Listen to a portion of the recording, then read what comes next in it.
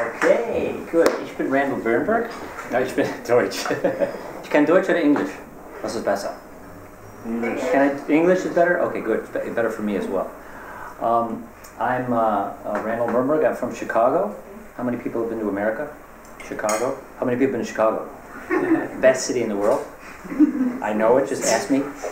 And somebody asked me tonight how I came to Germany. Why would you come to, I live in Aachen. Why would I come from Chicago to Aachen? It's kind of a big difference. I'm going to give you a short little introduction of how that happened and how I got into positive psychology, because I think it's a very interesting story.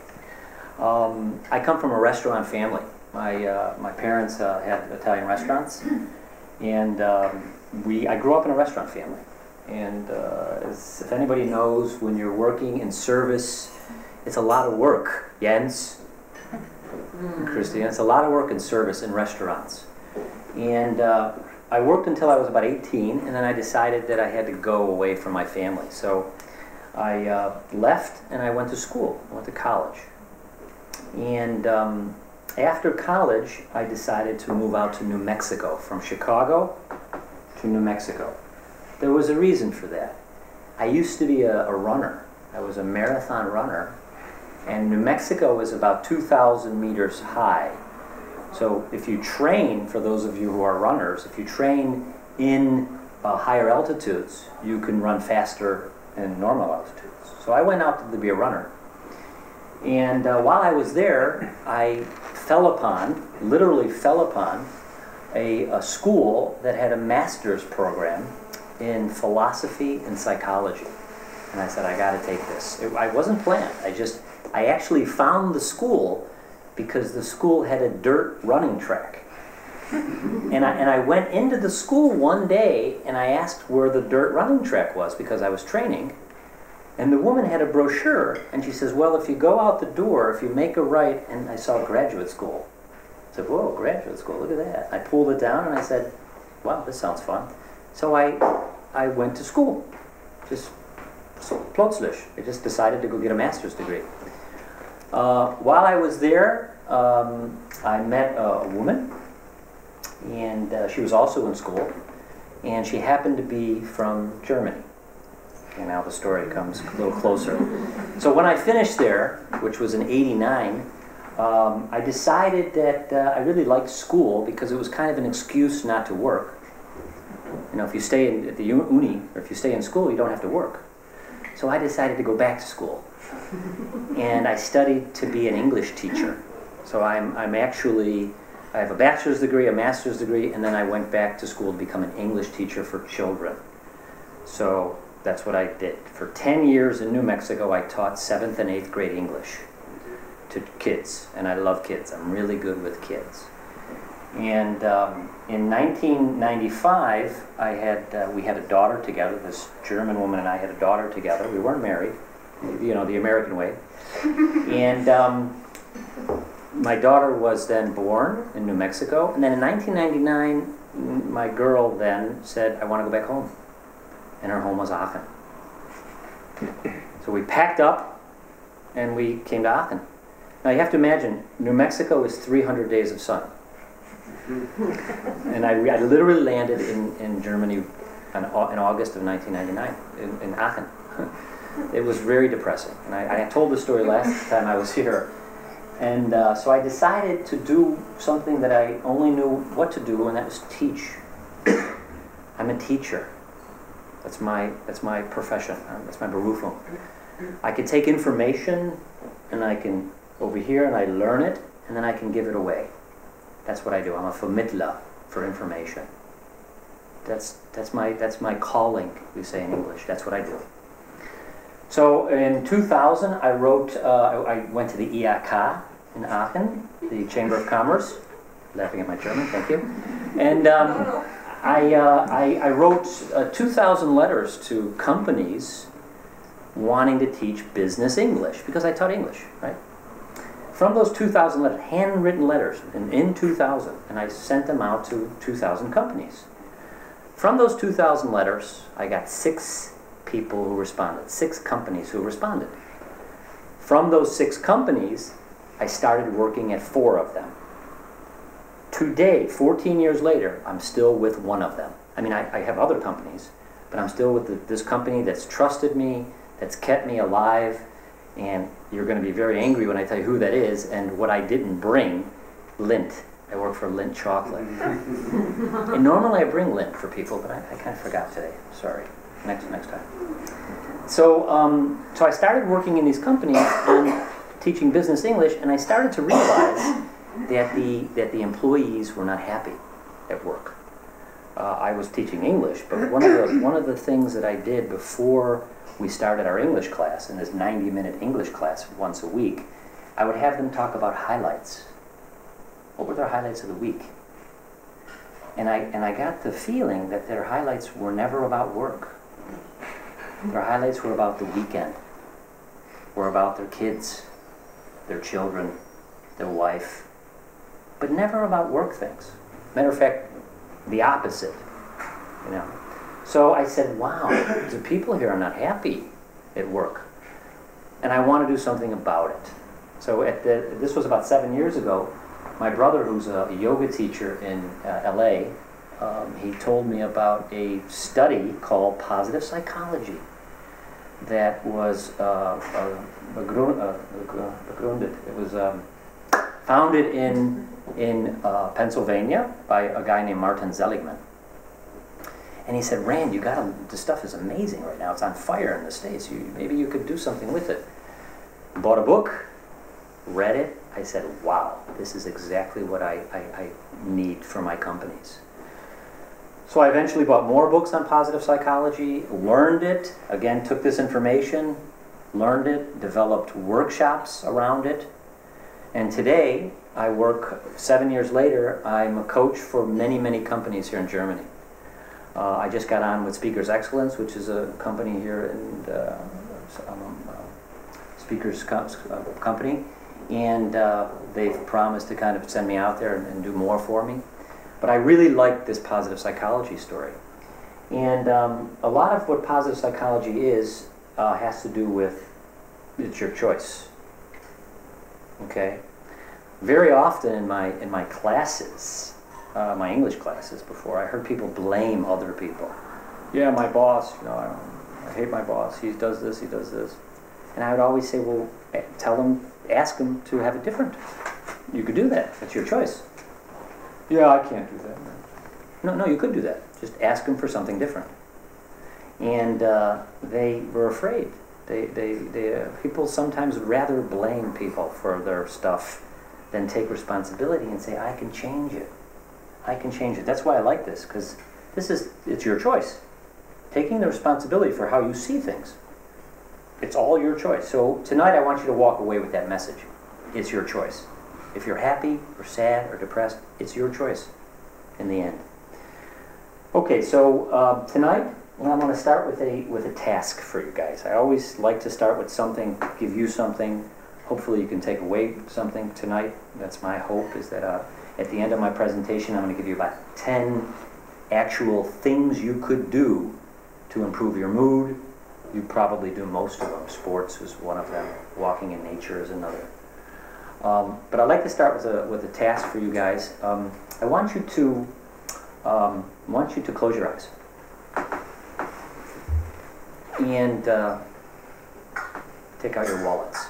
No, close your eyes, and I want you to think about when you woke up this morning.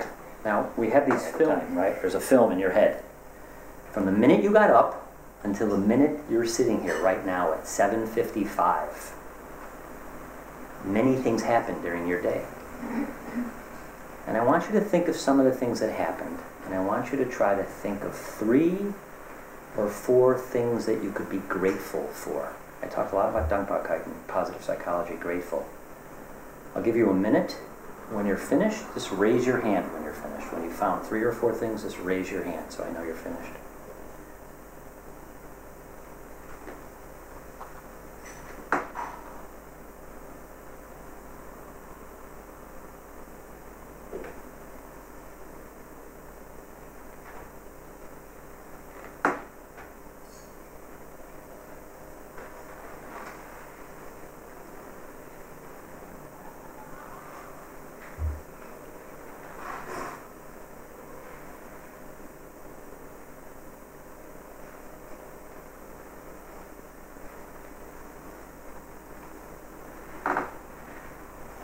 Okay, so yeah, last, leave your hand up. Okay, I see still somebody who hasn't raised their hands. Two things?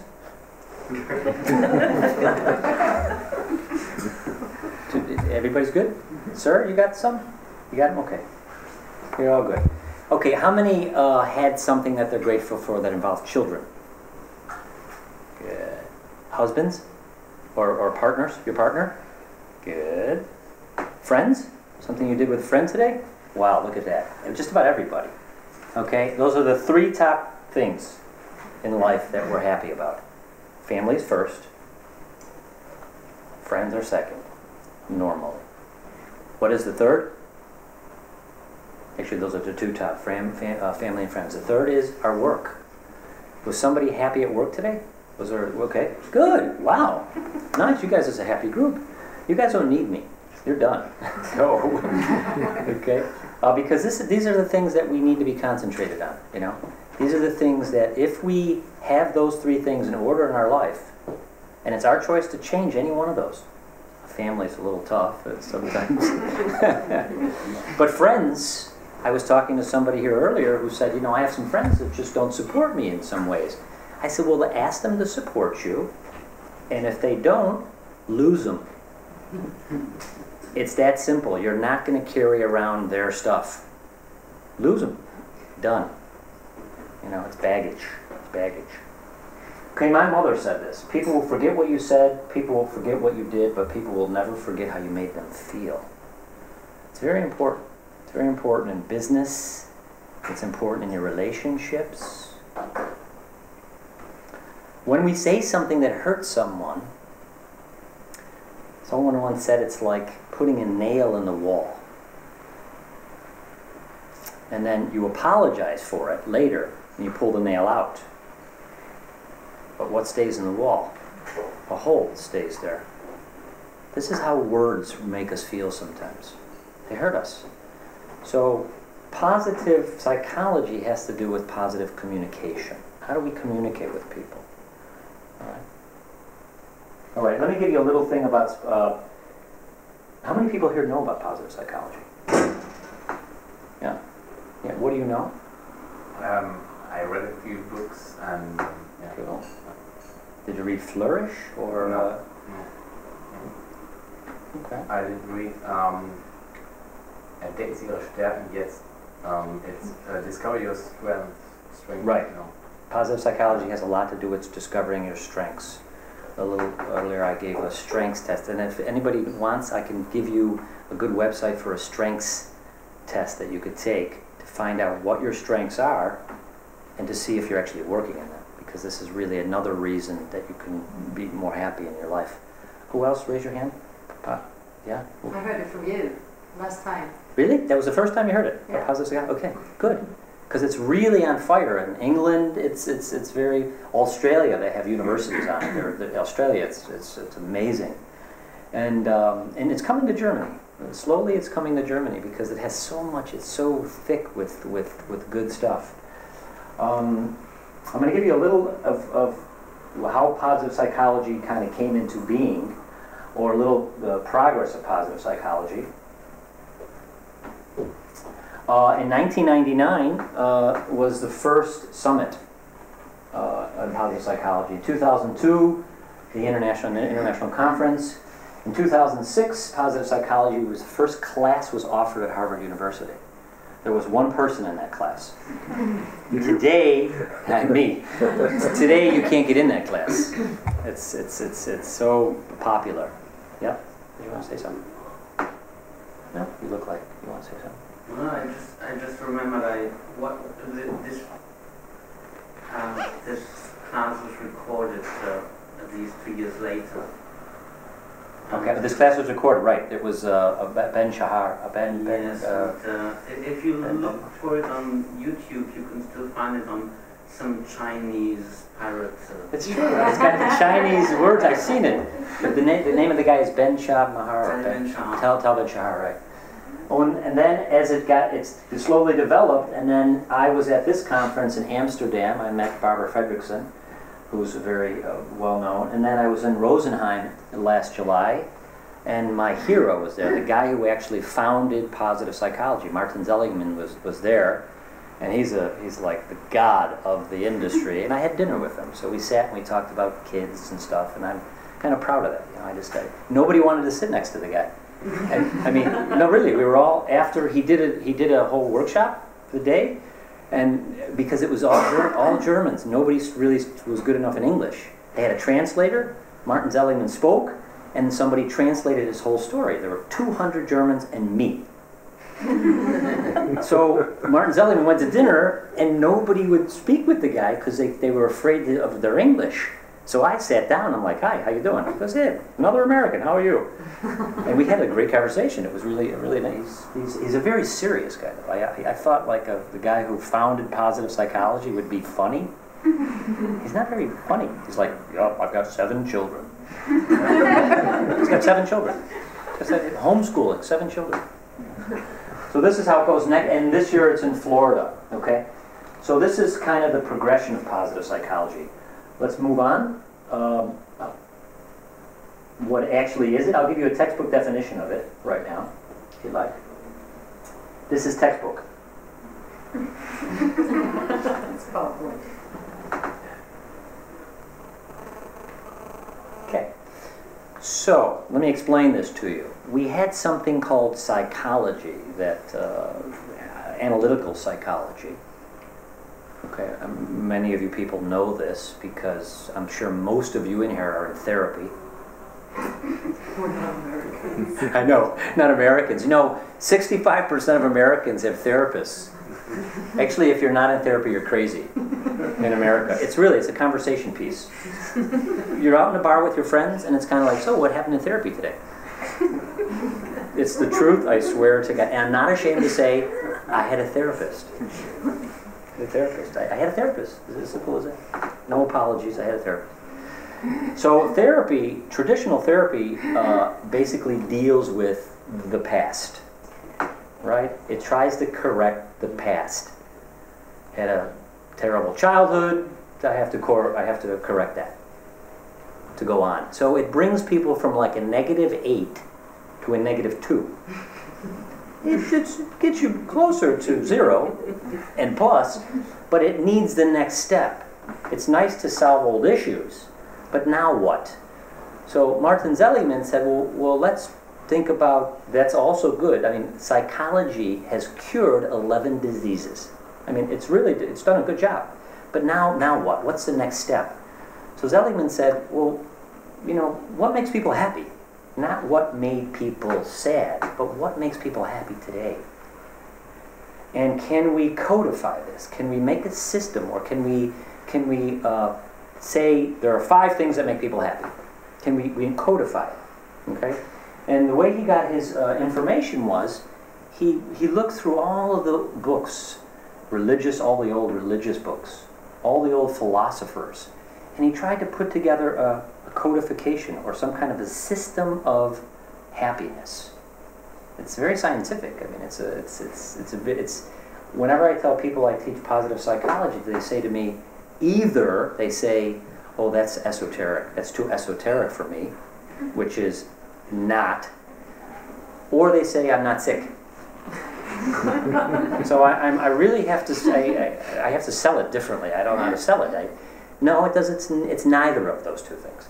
Basically, it's the science of happiness. And I'm going to right now give you 5 things that Martin Seligman talked about of how people flourish. Aufblühen is the word. How do we flourish, okay? And Seligman called that PERMA. Okay, huh? Anybody, you know about PERMA, huh? Do you know about the word PERMA? I'm not sure. Okay. Well, we'll see. We'll see how sure you're not.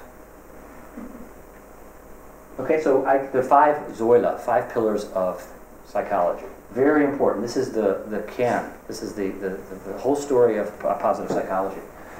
The first thing he talks about is positive emotions. Now, positive emotions are very simple. It's not something they're just what makes you feel good. And for men, I think more than women, if you can, driving on the German Autobahn at about 240 in your A8, in your Audi A7, feels really good when you're out there. Or being out with friends. Really, it's just what makes you feel good. It's as simple as that. And we need those things. The more the better, so long as they're not dangerous. So positive emotions, it's just that. Okay. The next one is engagement. Engagement, I think in German. So you took it from the French. You stole it from the French, you Germans. It's strengths. Working in your strengths. What are your strengths? When you are in your strengths, how much time do I have? We'll give you 5 minutes. 5 minutes? When you're in your strengths, when you're working in your strengths, you could, you work better. You're happier. Okay? It's that simple. Next one, positive relationships. What is a positive relationship? Do you have a positive relationship with your partners right now? In my house, we don't criticize. It's not allowed. I'm not allowed to criticize. My girlfriend's not allowed to criticize. My daughter's not allowed to criticize. We don't criticize. We ask for what we need. That's it. We ask. We're adults. We ask for what we need in a positive, concrete, and specific question. Okay? Not, can you not leave the lights on in the bathroom? No. What would you like? Can you please turn the lights off? Sure. Okay. Think about how you communicate with your partners and with your children. Do you ask a positive question? Okay. Meaning. Sinn in German. Purpose. We all have a purpose here. And we're all connected with one another in this purpose. And when we begin to isolate ourselves, we're not happy. We need to be connected in some kind of a club. Germany has the most club vereins in the world. Really. This is a verein culture. It's a chance for people to connect. And the men can make all the rules, and the men can make their, who's going to do the treasurer, who's going to do the whole thing, and then you have to have this and that. And so clubs, it's a way to connect, meaning. And the last one, accomplishments, Ziel setzen, Ziel erreichen, milestones. We go, we stop, we do it. We go, we're successful. We keep making these milestones. You know? I'm going to give you, I guess I'll end it with this. I had another slide, but I guess I'll end it with this. I talked about Dankbarkeit before, about gratefulness. And these are some scientific facts about what being grateful means and does to you. Okay? It improves enjoying life experiences. It increases self-worth and self-esteem. I have it in bilingual. Helps to deal with stress and trauma. Social bonds. Stop social comparisons. Very, very important. When we compare ourselves with someone else, which I'm sorry to say this culture wrote the book on it, when we compare ourselves with someone else, it's like picking up hot coals to throw it at someone. Who does it burn? Me. We're good enough. We're all good enough. We don't need to be better by saying someone else is worse than us. Comparison. Okay, really, we talk a lot about it in positive psychology, comparison. Negative emotions, and it prevents us from taking things for granted, Selbstverständnis. Once we start to be grateful every day, we can know that things just don't come naturally. We have to see. So I'll end it with a story then. We started being grateful, my girlfriend and I, about 2.5 years ago.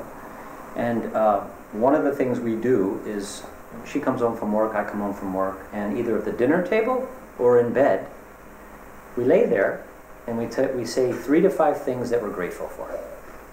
That happened on that day. Not in general, but what happened on that day.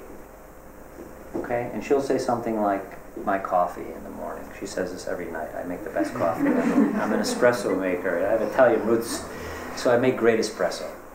And I'll say something like, a student of mine said, wow, you did a great class today. And then we do 3 to 5 things, we kiss and we go to sleep. We do this every night. Okay? What happens is, wherever you focus, it grows. We choose to focus on what's positive. And I ask you to do the same. It's your choice.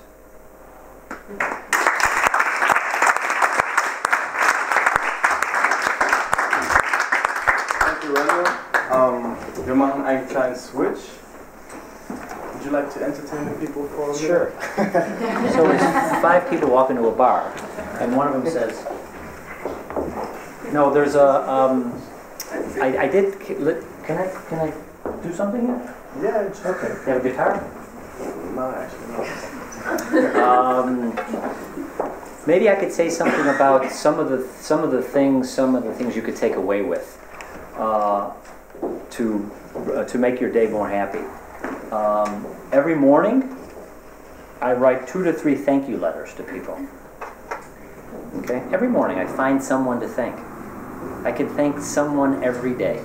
So I start my day, instead of going into my computer and looking in emails, which is the first thing people normally do, check your emails, and there's always something in there that's not so positive. What I do is, I write 2 to 3 thank you emails to people. Why not? I can always thank somebody. My brother, my girl, my daughter, a coworker, a friend. Okay? There's always someone I can thank. Thank you.